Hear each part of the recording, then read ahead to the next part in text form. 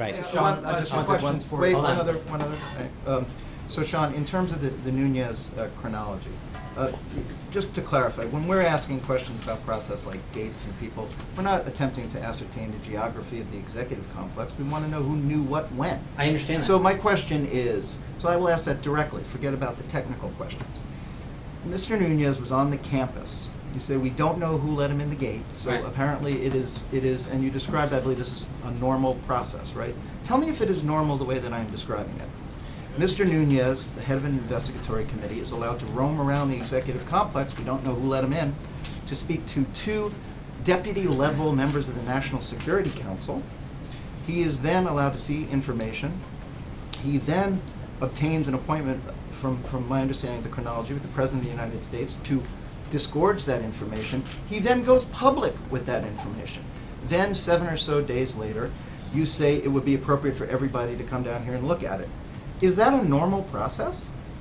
Well, I would take issue with a number of the aspects of your chronology. Number one, which you're forgetting, is that initially he is the one that publicly said, well before any of this came to light in terms of the president's March 5th tweet, that he was just looking into this whole matter. He, according to John Roberts' his own reporting, just said that neither of those individuals, as described in your paper's reporting, are accurate. So I would dispute several of the pieces of that. And then as far as him roaming around the White House. No, I understand this, but you, again, you jump to a ton of conclusions about, and again, I love watching some of these shows where they jump to conclusions for all. Hold on. Several times prejudged the investigation as clearing the White House. You've said it twice at the podium today. Right. So we're what not I'm saying is because prejudging. I'm focused on the substance of this, Glenn. I'm actually, right. And so where's any of the reporting been in your paper about Evelyn Faucus and her revelation that this is what they sought to do? Where has been the reporting in your paper that NBC News just recently covered that other officials? You seem to be really focused on who showed up where and what door they went in and how it happened. To answer your question, yes, it's appropriate for a member of Congress to contact someone who has contacted him according to some of these reports. I don't know the answer to that, but if you're asking me, is it appropriate for a member of Congress to come over here? As Chairman Nunes has said himself, he wasn't hiding or roaming. He was asked to come over here by an individual. He came over, which happens daily. He was asked to go somewhere. He went there. He is cleared. And nothing that is inappropriate, and exactly the opposite. What he did, what he saw, and who he met with was 100% proper. Did the Chief of Staff, who is, in my understanding, an exceptionally attentive gatekeeper to who comes in and out of the Oval Office, did the Chief of Staff know that he was on the campus? Did he approve his? So remember, you're okay, but you're playing cute there. You're doing two things. One is you're talking about the Oval Office, and the other one is the campus. Right? So, no, the Chief of Staff does not know every single person who's on the 18 acres at any given time. They are people who are appropriately either cleared or waved through the system or are escorted on in some way, shape, or form. No, we don't track every single person who's on the 18 acres.